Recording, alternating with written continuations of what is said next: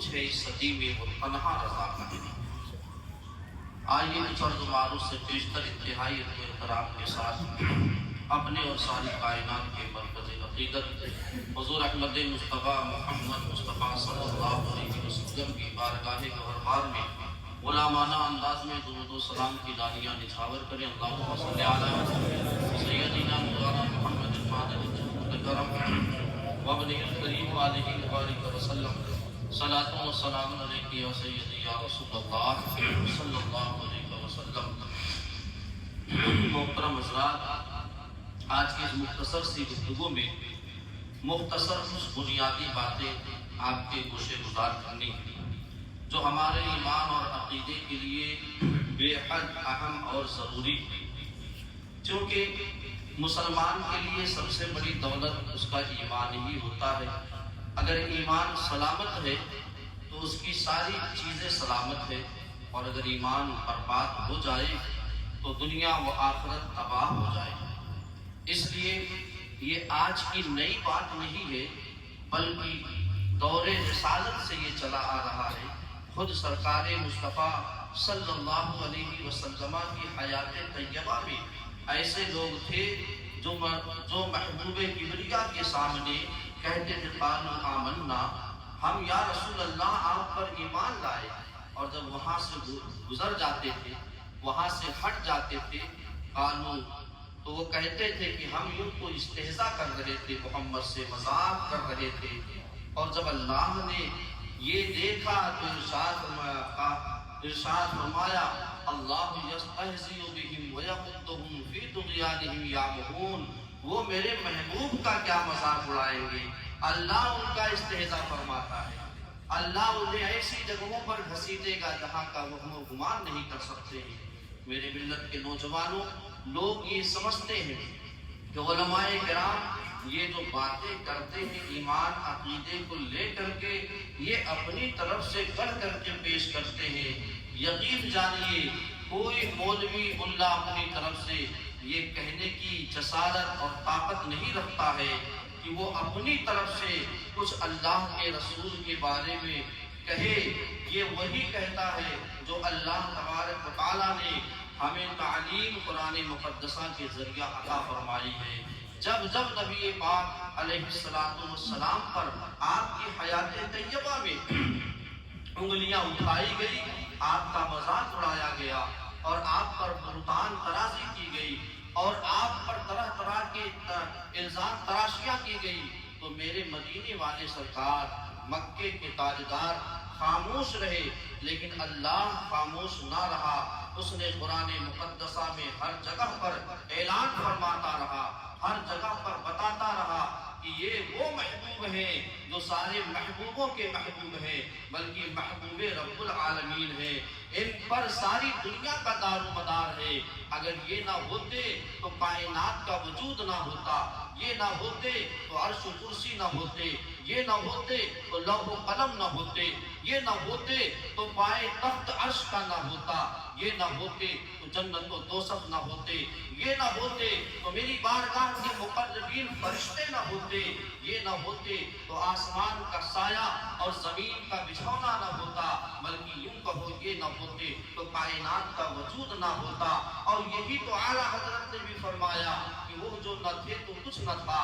وہ جو نہ ہو تو کچھ نہ ہو، جان ہے وہ جہان کی، جان ہے تو جہان ہے۔ معلوم یہ ہوا کہ پیارے آقا کی بارگاہ کی ذرہ برابر گستاخی یہ ہمارے ایمان کو خاک کر دینے والی ہے، ایمان کو ختم کر دینے والی ہے۔ کیا آپ کو نہیں پتا غزوہ تبوک کے موقع پر جب چلتے چلتے چلنے والے نے کہا تھا کیا محمد بھی غیب جانتے ہیں، تو لوگوں یعنی صحابہ کی ڈیوریاں چڑھ گئی تھی، شمشیروں پر ہاتھ چلے گئے تھے۔ میرے آقا نے منع فرمایا ایسا کچھ نہ کرو۔ ابھی محبوب منع فرما رہے ہیں کہ رب ارشاد فرما رہا ہے قل لا تعتذروا قد کفرتم بعد ایمانکم، اے ہیلے بہانے کرنے والے سن، میرا فرمان نازل ہو گیا ہے، میرے آقا نے فرمایا، اللہ نے اپنے محبوب سے فرمایا، اے محبوب ان سے کہہ دو ہیلے بہانے نہ بناؤ، بلکہ تم ایمان لانے کے بعد بھی کافر ہو گئے۔ میرے ملت کے نوجوانوں، یہی درس علماء اہل سنت دیتے ہیں۔ یہ آج کی نئی بات نہیں ہے، بلکہ دور رسالت سے چلی آ رہی ہے۔ اسی فتنے کو جب دور صدیق اکبر نے اٹھایا، جسے دنیا مسلمہ کذاب کے نام سے جانتی ہے، جب اللہ نے فیصلہ فرما دیا، ما کان محمد ابا احد من رجالکم ولکن رسول اللہ و خاتم النبیین، کہ محمد تم میں سے کسی کے باپ نہیں ہے، بلکہ یہ سب سے آخری خاتم النبیین ہے، سب سے آخری نبی ہے۔ دور فاروق، دور صدیقی میں جب مسلمہ کذاب نے نبوت کا دعویٰ کیا تو حضرت ابوبکر صدیق نے اس کی صرف زبان یعنی لگام ہی نہیں ٹائٹ کی، بلکہ 700 صحابہ کی قربانی دے کر کے اس دعوی نبوت کرنے والے مسلمہ کذاب کو کیفر و کردار تک پہنچایا اور اس نئے فتنے کو اس نئے فتنے کو ختم فرما دیا۔ اسی طریقے سے کیا آپ کو نہیں پتا، دور فاروقی میں فتنہ کرنے والوں نے فتنہ کیا، دور عثمانی میں فتنہ کرنے والوں نے فتنہ کیا، دور شیر خدا مولا کائنات میں فتنہ کیا، لیکن ہر دور میں اللہ تبارک و تعالیٰ نے اپنے مذہب حق کا، اپنے اسلام کی تحفظ و بقا کے لیے، اپنے دین کی حفاظت کی خاطر ایسے نفوس قدسیہ پیدا فرماتا رہا جو دین کا صحیح چہرہ، دین کی صحیح معلومات، دین کا صحیح راستہ دکھانے کے لیے اپنا سب کچھ انہوں نے نثار کر دیا۔ حضرت شیر خدا کے بعد حضرت حسن مصطفیٰ نے فتنہ ارتداد سے لڑا ہے۔ حضرت حسن مصطفیٰ کے بعد حسین اعظم شہید کربلا نے ساری دنیا کو یہ پیغام دے دیا ہے کہ اگر دین میں کوئی رخنہ اندازی ڈالنا چاہے، کوئی نبی کی شریعت سے ٹکرانا چاہے، کوئی نبی کے دین سے بغاوت کرنا چاہے، کوئی نبی کے دین کو اپنی طبیعت کے مطابق چلانا چاہے تو ہم سب برداشت کر سکتے ہیں، لیکن شریعت میں مداخلت نہیں برداشت کر سکتے ہیں۔ میرے ملت کے نوجوانوں، یہ تاریخ چلی آ رہی ہے۔ آپ حضرت حسین اعظم کے بعد حضرت زین العابدین کو دیکھیے، حضرت زین العابدین کے بعد حضرت امام جعفر کو دیکھیے، حضرت امام صادق کو دیکھیے، موسیٰ کاظم کو دیکھیے، حضرت حسن عسکری کو دیکھیے، حضرت شبلی کو دیکھیے، حضرت سعید مبارک کو دیکھیے، اور ان کے بعد سرکار غوث اعظم محبوب سبحانی قطب ربانی پیر لاسانی سرکار شیخ سیدنا عبد القادر جیلانی کو دیکھیے کہ کیا آپ کے دور میں یہ تمام فتنے نہیں تھے؟ چوطرفہ لڑائی لڑی ہے سرکار غوث اعظم عبد القادر جیلانی نے، اور سارے لوگوں کو اس بات پر قائل کیا ہے کہ جو صحابہ کا عقیدہ تھا وہی عبد القادر کا عقیدہ ہے، جو صحابہ کا راستہ تھا وہی عبد القادر کا راستہ ہے، اور نسلاً بعد نسل، قرناً بعد قرن، جب یہ معاملہ حضرت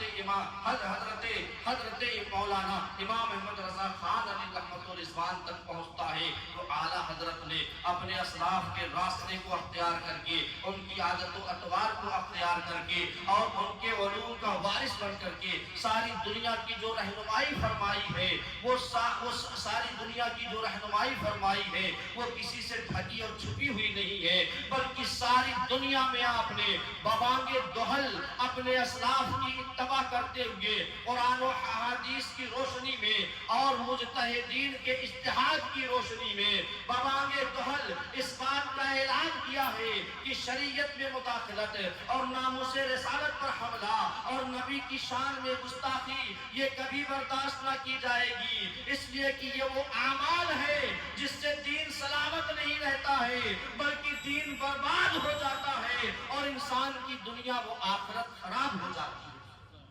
یہ اعلیٰ حضرت عظیم البرکت نے پیغام دیا ہے، ایک لمبی فہرست ہے لیکن وقت اتنا لمبا نہیں ہے۔ میرے ملت کے نوجوانوں، اعلیٰ حضرت عظیم البرکت کو ہم اعلیٰ حضرت ایسے ہی نہیں کہتے ہیں بلکہ بہت ساری باتیں ہیں، اور ایک ایک باتوں کو ذکر کرنے کے لیے بڑا لمبا وقت درکار ہے۔ بہرحال مختصر یہ کہ ہمارے نوجوانوں کو پس پردہ یہ سہت دیا جاتا ہے کہ مولوی احمد رضا خان کو اعلیٰ حضرت کیوں کہا جاتا ہے؟ کیا وہ مدینے والے مصطفیٰ سے بڑے ہو گئے ہیں؟ کیا وہ محمد رسول اللہ سے بڑے ہو گئے ہیں؟ جب آقا کو لکھا جاتا ہے تو صرف حضرت لکھا جاتا ہے، حضرت محمد مصطفیٰ، حضرت محمد مصطفیٰ، الحضور پرنور، لیکن کہیں بھی نبی کی شان میں اعلیٰ حضرت نہیں لکھا گیا۔ ہمارے نوجوان بھی پھسل جاتے ہیں چونکہ انہیں معلومات نہیں ہوتی ہے، انہیں علم نہیں ہوتا ہے، اس لیے کہتے ہیں کہ اتنا علم ضروری ہے جتنے سے ہم اپنا ایمان اور عقیدہ بتا سکیں۔ تو اب یہ کہا جاتا ہے کہ اعلیٰ حضرت کو اہل سنت والجماعت والوں نے اتنا آگے بڑھا دیا کہ معاذ اللہ مصطفیٰ سے بھی بڑا کر دیا، یہ کہا جاتا ہے۔ اب آئیے دوسری طرف کہ یہ اعلیٰ حضرت تو ابھی یہ سمجھئے 175 سال ہوئے پیدا، کتنے سال ہوئے بولو یار، یہ جاننا ضروری ہے جب ہم ایمان اپنا بچا سکتے، ورنہ یاد رکھیں کہ یہ آپ تاریخ جب پڑھیں گے تو آپ کو معلوم ہوگا کہ جتنی بھی جماعتیں پیدا ہوئی ہیں، جتنی بھی جماعتیں، وہ سب دوسروں کی دلالی پر چلتی چلی آئی ہیں اور چل رہی ہیں۔ بڑی گارنٹی سے بول رہا ہوں، ہلکے میں مت لیجئے گا، نام گناؤں تو بہت سارے لوگ کو تکلیف ہو جاتی ہے۔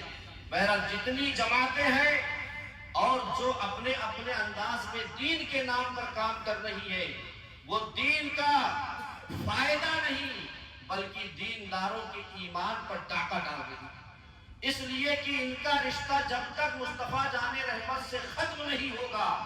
تب تک یہ ہمارے بس میں نہیں ہے۔ آپ تاریخ پڑھیں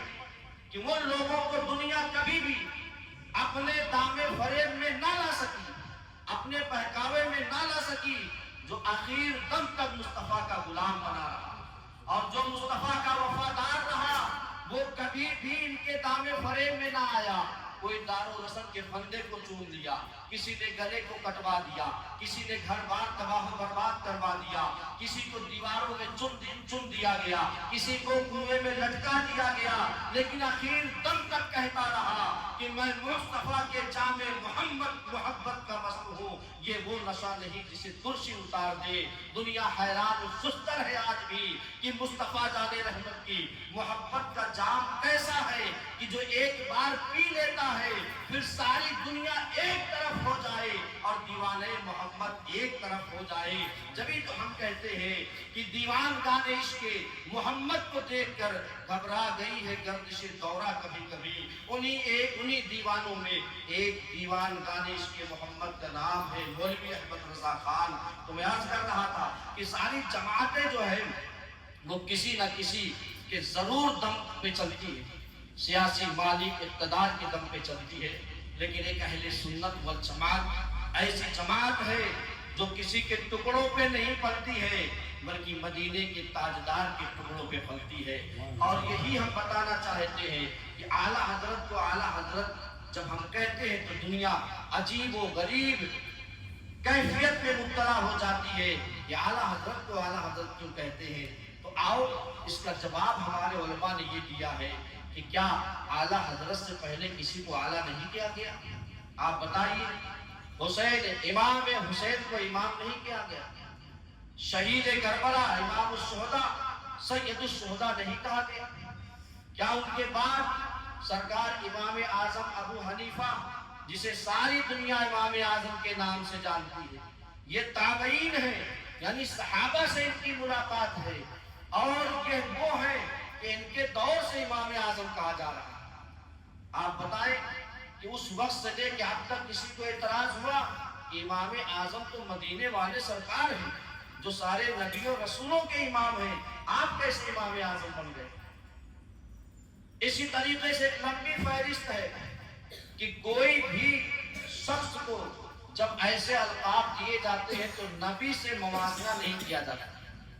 دور رسالت سے دور صحابہ سے اس کا مقابلہ نہیں کیا جاتا ہے۔ وہ اس دور کے حضرتوں سے اعلیٰ حضرت ہوتا ہے، وہ اس دور کے تمام اماموں سے امام اعظم ہوتا ہے،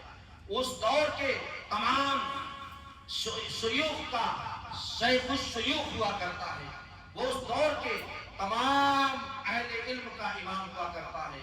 اسی طریقے سے ہمارے علماء نے بتایا کہ ہم نے جب مولوی احمد رضا خان کو اعلیٰ حضرت کہا تو آپ کو درد ہو گیا، اور آپ نے اپنے مولویوں کے بارے میں جب لکھا، کیا لکھا اپنے مولویوں کے بارے میں؟ اللہ اکبر! تو آپ سن کر کے دنگ رہ جائیں گے، نام نہیں لوں گا، خود اپنے مولوی کے بارے میں لکھا، سیدی مولائی علامہ اعلیٰ حضرت حکیم الامت لکھا، اپنے مولوی کے بارے میں لکھا، کیا لکھا؟ مخدوم الکل مطاع العالم لکھا۔ اب جانتے ہیں مخدوم الکل کون ہوتا ہے؟ جو دونوں جہاں کا مخدوم، مطاع العالم یعنی تمام دنیا کا مقتدی پیشوا۔ اب آپ بتائیں، مخدوم العالمین تو مدینے کے تاجدار ہیں، مطاع العالمین تو مدینے کے تاجدار ہیں، پھر آپ نے اپنے مولویوں کو لکھا تو درد نہ ہوا، پیٹ میں جلاب نہ ہوا، سر میں جکڑن نہ ہوئی، اور جب ہم نے اعلیٰ حضرت کو اعلیٰ حضرت لکھا تو بڑا درد ہو گیا۔ ابھی تک یہ مشن چل رہا تھا اعلیٰ حضرت والا۔ اب اعلیٰ حضرت عظیم البرکت رضی اللہ تعالیٰ عنہ نے فرمایا کہ ہم نبی پاک علیہ السلام کے بارے میں عقیدہ یہ رکھتے ہیں کہ اللہ اپنے نبی کے چاہنے سے بہت کچھ فرما دیتا ہے، اور یہ عقیدہ رکھتے ہیں کہ معاذ اللہ نبی کے چاہنے سے کچھ نہیں ہوتا۔ ایک اگزامپل آپ کو کہ میرے آقا علیہ السلام نے تقریباً 1.5 مہینے تک یا 3 مہینے تک یا اور زیادہ 3 مہینہ 17 دن تک کا یا اور کم و بیش جو بھی مقدار ہے بیت المقدس کی طرف منہ کر کے نماز پڑھتے ہیں۔ بیت المقدس کی طرف مسجد قبلتین آج بھی موجود ہے، جو مرجع خلائق بنی ہوئی ہے، ساری دنیا کے حجاج کرام وہاں جاتے ہیں۔ میرے آقا جب نماز پڑھتے تو دل میں خیال آتا کہ کاش میرا قبلہ قبلہ ابراہیمی ہو جاتا، کاش میرا قبلہ قبلہ ابراہیمی ہو جاتا۔ اور آپ نے دیکھا 17 مہینے کے بعد اللہ تبارک و تعالیٰ نے آیت نازل فرمائی، فَلَنُوَلِّيَنَّكَ قِبْلَةً تَرْضَاهَا، محبوب جس قبلے پر آپ راضی ہیں ہم ضرور اسی کو قبلہ فرما رہے ہیں۔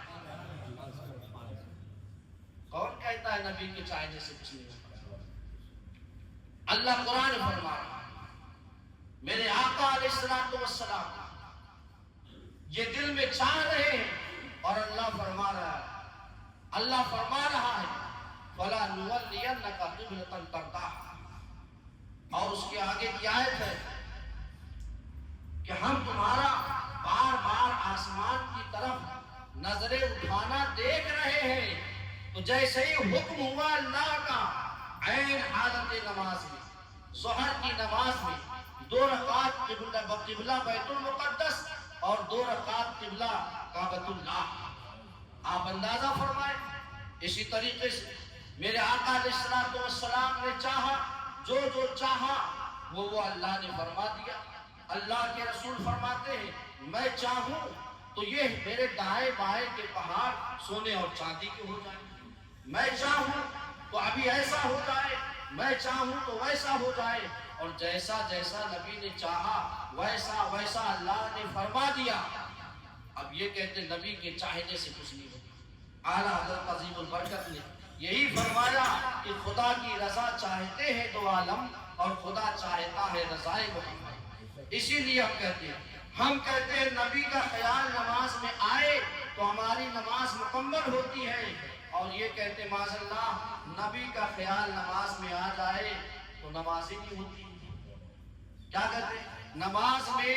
نبی کے خیال لانے سے بہتر ہے گائے بیل بھینس کا خیال آ جائے۔ آپ اندازہ فرمائیں کہ نبی پاک علیہ السلام کا ذکر آپ بتائیں، اذان میں نہ لیا جائے تو اذان ہوگی، تکبیر میں نہ لیا جائے تکبیر ہوگی، نماز میں نہ لیا جائے نماز ہوگی۔ آپ خود غور فرمائیں کہ جن جن چیزوں میں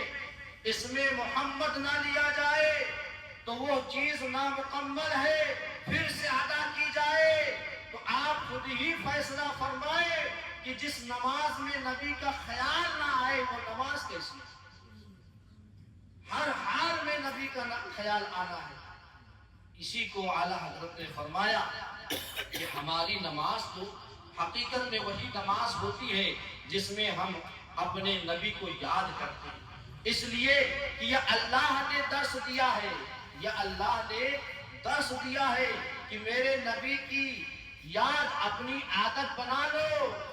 یاد ان کی اپنی عادت کیجئے۔ یہ اعلیٰ حضرت فرماتے ہیں کیجئے چرچا انہی کا صبح و شام، جانے کافر پر قیامت کیجئے۔ اعلیٰ حضرت عظیم البرکت، اسی لیے اعلیٰ حضرت کہے جاتے ہیں کہ آپ نے چوطرفہ لڑائی لڑی ہے اور سب کا دنداں شکن جواب دیا ہے۔ باتیں بہت ہیں میرے پاس، لیکن اعلیٰ حضرت کو پیار سے لوگ اس انداز میں کہتے ہیں کہ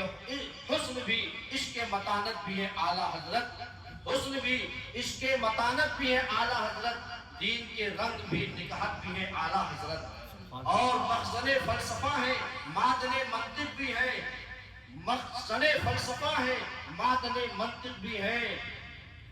گلشن رشد و ہدایت بھی ہے اعلیٰ حضرت، اور آپ کے فقہی بصیرت کی ہے دنیا قائل، آپ کے فقہی بصیرت کی ہے دنیا قائل، آپ کے فقہی بصیرت کی ہے دنیا قائل، محفل اہل ارباب بصیرت بھی ہے اعلیٰ حضرت، اور فرماتے ہیں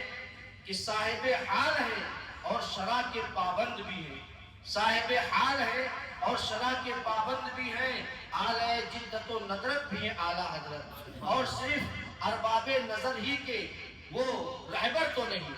صرف ارباب نظر ہی کے وہ رہبر تو نہیں، مرجع اہل طریقت بھی ہیں اعلیٰ حضرت، اور فرماتے ہیں صرف مرجع اہل طریق، صرف اہل ارباب نظر ہی کے وہ رہبر تو نہیں، مرجع اہل طریقت بھی ہیں اعلیٰ حضرت، اور ایک میرے ہی وہ معنوی استاذ نہیں، افسر مجلس مدحت بھی ہیں اعلیٰ حضرت، اور آپ کے فیض سے لوٹ آئی بہار رفتہ، آپ کے فیض سے لوٹ آئی بہار رفتہ، موج بستان رسالت بھی ہیں اعلیٰ حضرت۔ تو اعلیٰ حضرت کیا کیا ہے یہ ہم جیسے ناقص نہیں بیان کر سکتے ہیں، لیکن اتنا ضرور کہہ سکتے ہیں کہ ابھی کے وقت میں ہمارے ایمان اور عقیدے کی اگر حفاظت چاہتے ہیں ہم، تو مسلک اعلیٰ حضرت سے، تعلیمات اعلیٰ حضرت سے، فکر اعلیٰ حضرت سے، خیال اعلیٰ حضرت سے، علوم اعلیٰ حضرت سے، تحریر اعلیٰ حضرت سے، عمل اعلیٰ حضرت سے، شب اعلیٰ حضرت سے، دن اعلیٰ حضرت سے، اعلیٰ حضرت کی پوری زندگی سے ہمیں واقفیت حاصل کرنی ہوگی، کس مشن پر آپ چلے ہیں اور قوم کو چلایا ہے یہ ہمیں جاننا ہوگا، اور اگر جب تک نہ جانیں گے ہم اپنے ایمان اور عقیدے کی حفاظت نہیں کر سکتے ہیں، اس لیے کہ ایسے ایسے حربے ہیں دشمنوں کے پاس کہ آپ کا بچنا مشکل ہو جائے گا۔ آپ بتائیے کیسے بچیں گے؟ آج ہر فرقہ کہہ رہا ہے ہم اہل سنت والجماعت ہیں، ہم اہل سنت والجماعت ہیں، کل تک کہا جاتا تھا، آج بورڈ بھی لگائے جا رہے ہیں، آج بینر بھی لگائے جا رہے ہیں، کہاں جائیں گے؟ کل تک فاتحہ نہیں کیا جاتا تھا، اب فاتحہ قرآن خوانی بھی کی جا رہی ہے، صلاۃ و سلام بھی پڑھا جا رہا ہے، اور دیگر چیزیں بھی کی جا رہی ہے، لیکن جو گستاخی رسالت کا مشن تھا وہ بند نہیں ہے، گستاخی رسالت کا جو مشن تھا وہ بند نہیں ہے، پس پردہ ہی صحیح، چپ چپ ہی میں صحیح، یہ کہا جاتا ہے معاذ اللہ کہ نبی ہر چیز کے مالک و مختار نہیں، نبی کو ہر چیز کا غیب نہیں، جبکہ اللہ نے قرآن فرمایا وَعَلَّمَكَ مَا لَمْ تَكُنْ تَعْلَمْ وَكَانَ فَضْلُ اللَّهِ عَلَيْكَ عَظِيمًا۔ ہم بھی اسے مانتے ہیں کہ علم غیب بتدریجاً اللہ نے اپنے نبی کو عطا فرمایا، لیکن جب یہ آیت نازل فرما دی کہ جو کچھ آپ نہیں جانتے تھے وہ سب آپ کو اللہ نے بتا دیا، تو معاملہ سارا ختم ہو گیا۔ اور اس کو جب اعلیٰ حضرت سے پوچھا گیا کہ آپ بتائیں کہ نبی کو کتنا اللہ نے علم غیب دیا، تو میرے اعلیٰ حضرت نے فرمایا کہ اللہ تعالیٰ نے اپنے محبوب کے کائنات کے ذروں کا بھی علم عطا فرمایا، کائنات کے ذروں کا بھی علم عطا فرمایا۔ تو پوچھا گیا حضور یہ کائنات کے ذرے کیا ہوتے ہیں، ذرے کی تفصیل بیان کیجئے، تو اعلیٰ حضرت عظیم البرکت نے ارشاد فرمایا آپ اپنے گھر میں دیکھیے آپ کے گھر کے اندر کہیں سوراخ ہے؟ تو کہا یہ کیسے نظر آئے گا؟ کہا دیکھو گھر میں کہیں سورج کی روشنی آ رہی ہے؟ تو کہنے والے نے کہا ہاں حضور میرے گھر میں سورج کی روشنی آتی ہے، ایک باریک سا چیونٹیوں کے برابر سوراخ کہیں ہے جو نظر نہیں آتا ہے، لیکن جب سورج طلوع ہوتا ہے تو وہ سوراخ سے سورج کی روشنی آتی ہے۔ کہا وہ اس روشنی میں دیکھو کیا نظر آتا ہے؟ کہا باریک باریک ذرات نظر آتے ہیں۔ کہا اسی کو کائنات کے ذرات کا علم کہا جاتا ہے۔ ہمارا آپ کا ان کا ان کا ان سارے معاملات کو جہاں نبی جانتے ہیں وہی کائنات کے ذرے ذرے کا علم رکھتے ہیں، اور فرمایا کہ سر عرش پر ہے تیری گزر، دل فرش پر ہے تیری نظر، یا رسول اللہ ملکوت و ملک میں کوئی شے نہیں جو تجھ پہ آیا ہے۔ ساری کائنات کا علم ہمارے نبی کو اللہ نے عطا فرمایا، اسی لیے اعلیٰ حضرت کو اعلیٰ حضرت کہا جاتا ہے کہ انہوں نے ہمارے ایمان اور عقیدے کی حفاظت فرمائی ہے۔ ہمارے دلوں میں جو باتیں ہوتی ہیں اس پر ہمارے نبی مطلع ہوتے ہیں۔ سر عرش پر ہے تیری گزر، دل فرش پر ہے تیری نظر، سب امتی کے دل پہ سرکار کی نظر ہے۔ ملکوت و ملک میں کوئی شے نہیں، نہ فرشتوں میں نہ کائنات میں کوئی شے نہیں جو تجھ پہ آیا نہیں۔ ساری چیزوں کو اللہ نے واہ فرما دیا ہے، ظاہر فرما دیا ہے۔ اس لیے یاد رکھے کہ اگر ایسی باتیں کبھی آپ کے سامنے آئے تو ان سے احتراز کریں، ان سے بچیں کہ ایسا ہو سکتا ہے ویسا ہو سکتا ہے۔ یہی بات غزوہ تبوک میں منافق نے کہی تھی کہ کیا نبی بھی غیب جانتے ہیں یا جان سکتے ہیں؟ اسی بات کو لے کر کے صحابہ برہم ہوئے تھے، اور میرے آقا نے جو فرمایا تھا جس صحابی کو کہ جاؤ ان کا اونٹ گم ہو گیا تھا، تو آقا نے فرمایا فلاں جگہ پر ہے، وہاں پر اونٹ موجود ہے، جاؤ لے لو۔ اس نے صرف اتنا ہی کہا تھا کیا نبی بھی محمد بھی غیب جانتے ہیں؟ بس اتنی بات، اور اللہ نے اپنا فیصلہ فرما دیا، دین سے خارج کر دیا۔ اللہ نے کفر کا فتویٰ لگا دیا۔ کسی بریلی کا دارالفتہ وہاں نہیں موجود ہے، عالم بالا میں کوئی بریلی بھی نہیں موجود ہے، نہ بریلی کا دارالفتہ موجود ہے۔ اللہ تبارک و تعالیٰ نے اپنی شایان شان یہ فتویٰ جاری فرمایا کہ محبوب کی بارگاہ میں ادنا سی گستاخی تمہارے خرمن ایمان کو جلا کر کے خاک کر دے گی۔ اس لیے ضروری ہے کہ اپنے نبی کا ہم اس انداز میں ادب و احترام بجا لائیں جیسے کہ صحابہ کرام بجا لاتے تھے۔ اور قرآن میں اللہ نے جیسا فرمایا کہ نبی کی بارگاہ میں اپنی آوازیں بھی اونچی نہ کرو، نبی کی آواز سے آواز اونچی نہ کرو۔ آج بھی وہ حکم ہے، بارگاہ رسالت میں جاؤ تو سب جھکا کے با ادب، سانسوں کو بھی اپنے کنٹرول میں رکھو کہ یہاں پر نفس گم کردہ می آیا جنید و باجزید جا۔ اس لیے ضروری ہے کہ اپنے ایمان اور عقیدے کی سلامتی کے لیے ہم مسلک اعلیٰ حضرت کو جانیں، پہچانیں، سیکھیں اور سکھائیں اور اس پر چلیں اور دوسروں کو چلائیں۔ انشاءاللہ تعالی ہماری دنیا اور آخرت دونوں کامیاب رہے گی۔ مولا کی بارگاہ میں دعا ہے کہ ہمیں مسلک اعلیٰ حضرت کے قائم رکھے اور اسی پر ہمارا خاتمہ فرمائے۔ ہمیں کرنی ہے شہنشاہ بطحا کی رضا جوئی، وہ اپنے ہو گئے تو رحمت پروردگار